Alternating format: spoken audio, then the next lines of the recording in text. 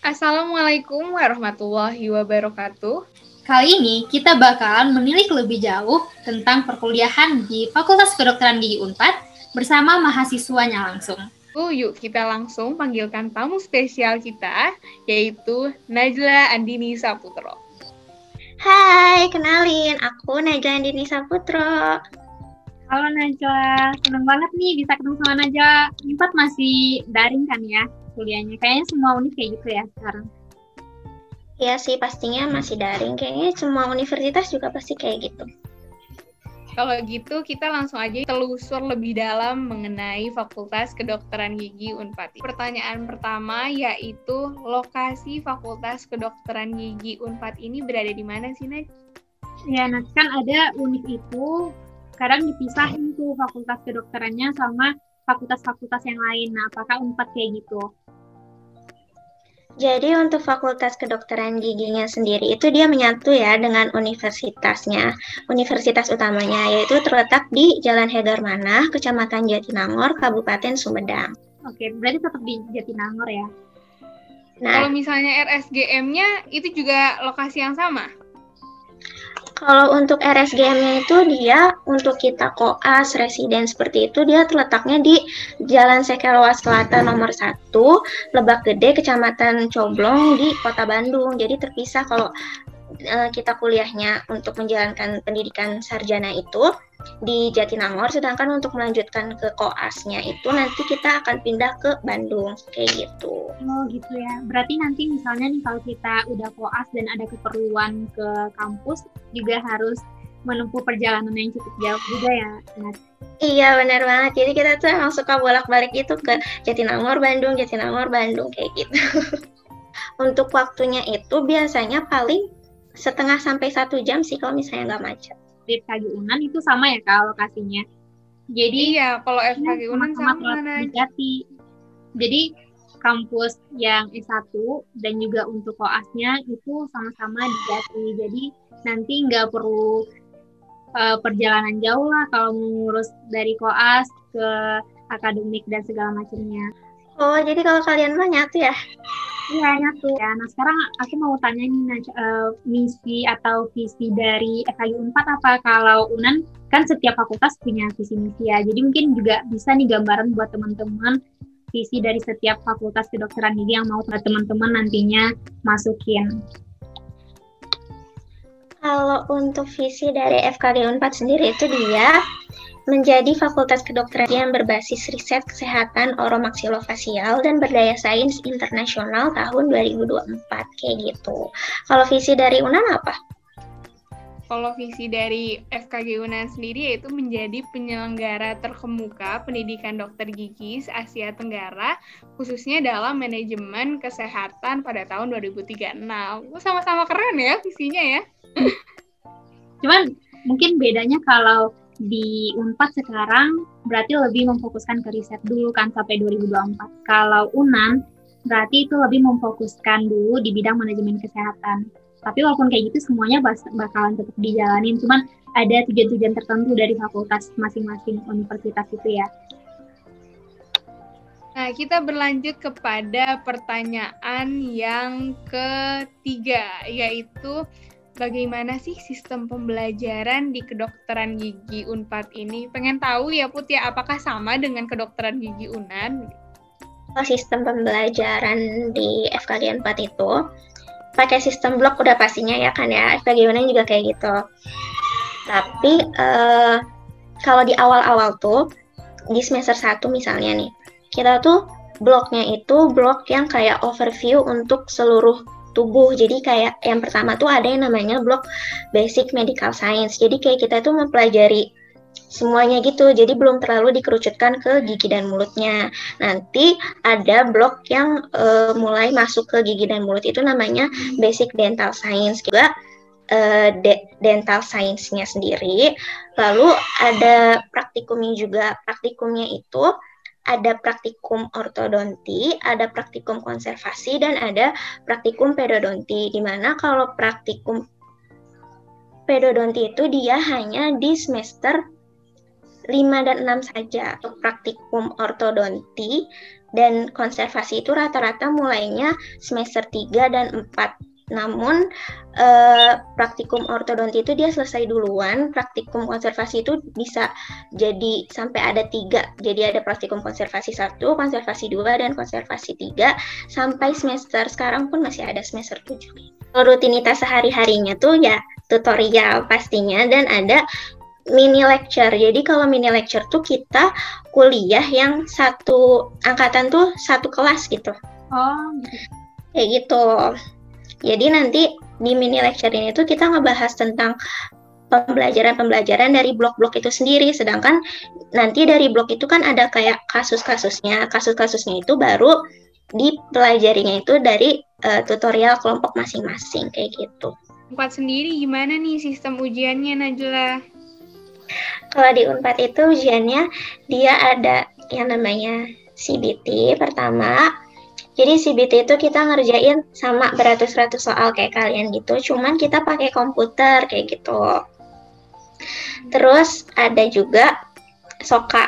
Jadi kalau SOKA itu setiap selesai blok, nanti kasus-kasusnya itu disokain. Nah, kalau SOKA ini tuh cukup menegangkan sih. Jadi nanti kita masuk ke ruangan pertama, ruangan isolasi gitu. Kita semua yang mau ujian dikumpulin di ruangan itu. Nah, di situ tuh kita udah nggak boleh bawa catatan. Kita cuma boleh bawa makanan sama minuman aja. Terus kita di situ bisalah sambil latihan-latihan sama teman. Terus nanti per kloternya kita dipanggil satu-satu. Nanti pas kalau udah kepanggil, kita baris nih sesuai kloter. Kita dituntun ke ruangan yang namanya ruang buat nulis flip chart. Nanti ada bunyi belnya gitu.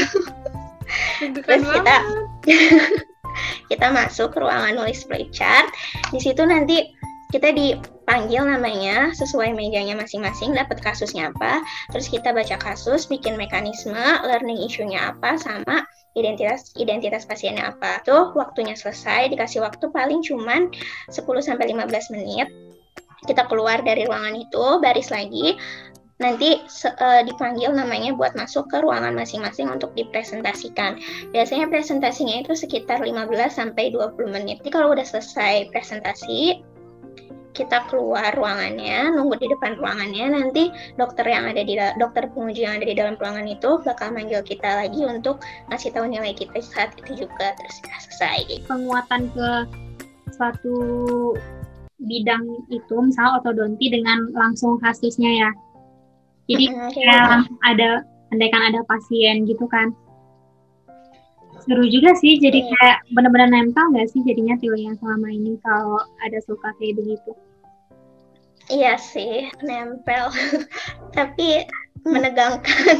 Iya, tegang banget. Dan biasanya dari aku dengar nih, Naj, dia tuh juga ada penguji-pengujinya gitu ya di depannya, dan kita sendiri yang sudah mempersiapkan segala macam untuk SOKA itu. Iya banget. Wow, hebat. Aku juga sering jadi kayak bukan shock, apa sih? Gara-gara deg-degan kali ya. Jadi kayak suka ngeblank gitu loh pas ditanya, cemas, terus kayak materinya lupa, salah ngomong lah. Jadi kayak mau ngomong apa nih, malah jadi yang ada jadinya malah diem kaku gitu ya. Selain SOKA sama CBT itu ada lagi nggak, Najla, untuk sistem ujiannya? OSCE sih. OSCE sama ujian praktikum skills lab juga. Berarti di satu blok ada 3 ujian ya? Iya, ada 3 ujian. Berarti lebih banyak ujian nih di Unpad. Iya, tapi SOKA ini lebih merinding sih, Put. Merinding. Lagi ujian ini deh kayaknya pas kita lagi ujian bedah mulut, penyakit mulut. Penyakit mulut ya. Itu deh gambarannya. Iya, gambarannya sebenarnya ada juga nih, ujian skills lab yang hampir-hampir sama ya. Kalau misalnya dibilang dari cerita-cerita teman-teman mengenai SOKA, hampir sama. Jadi kita di depan kita tuh memang pembimbing kita, dokter kita, dosen kita, terus kita menelaah kasus tersebut di depan dosen itu. Itu memang blanknya terasa banget. Berarti mirip ya? Mirip. Setelah kita mengetahui cerita-cerita tentang FKG Unpad, ada nggak sih cerita unik tersendiri di FKG Unpad? Cerita unik bukan ke unik sih, mungkin lebih ke asik ya.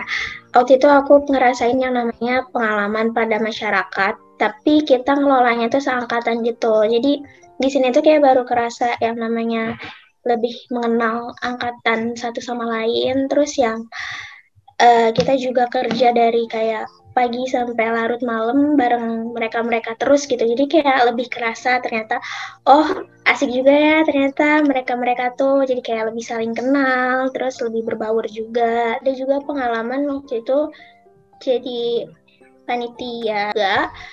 Ya kayak gitu sih cerita uniknya, kayak kebersamaan bersama mereka-merekanya aja yang bikin cerita itu hidup dan unik kayak gitu. Ya, kalau cerita paling seru sih di FKG itu emang identik dengan baksos kan. Karena mungkin di baksos itu kita seluruh FKG bakalan saling kenal dari setiap angkatannya, terus sama koasnya juga bakalan kenal. Itu benar-benar satu yang seru sih di Fakultas Kedokteran atau Fakultas Kedokteran Gigi ya. Sekarang kita mau tanya ini, kalau di Unpad itu gimana uang kuliahnya?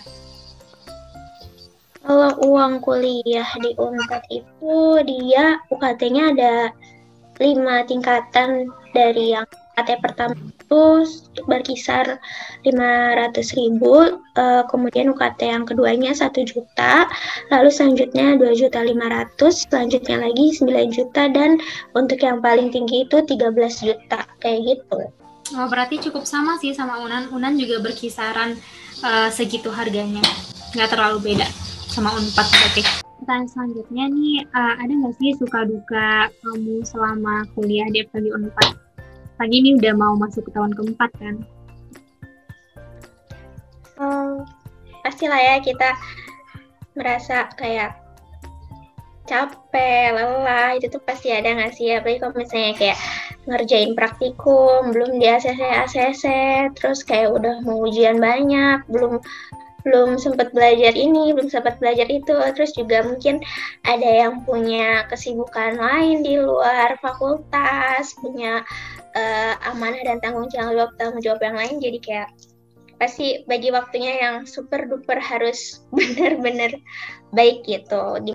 Tapi seneng gitu bawaannya, ya nggak sih, kayak karena kalian ngejalaninnya tuh bareng teman-teman gitu, walaupun kalian kayak lagi down, lagi terus banyak pikiran, tapi kalian tuh tahu kalian tuh berjuangnya tuh bareng-bareng gitu sama teman. Pasti teman-teman kalian kayak, iya udah nggak apa-apa, nanti pasti ke ACC kok, tenang aja, jalanin aja, pasti kayak gitu ya nggak sih? Ya benar sih. Nah, ketika kita hektik di bidang-bidang itu tuh akan ada selalu orang yang support atau teman-teman kita yang support kita, dan itu tuh bikin kita senang. Itu kan yang bakal kita ingat nanti ketika kita udah lulus dari FKG. Nah, pertanyaan terakhir nih Najla dari Duo Medik. Apa aja sih fasilitas-fasilitas yang disediakan dari FKG Unpad? Fasilitas di gedungnya sendiri tuh ada perpustakaan, ada kantin, kemudian ada ruang lab praktikum orto, praktikum prosto, kemudian ada praktikum konservasi dan pedodonti, itu digabung ruangannya.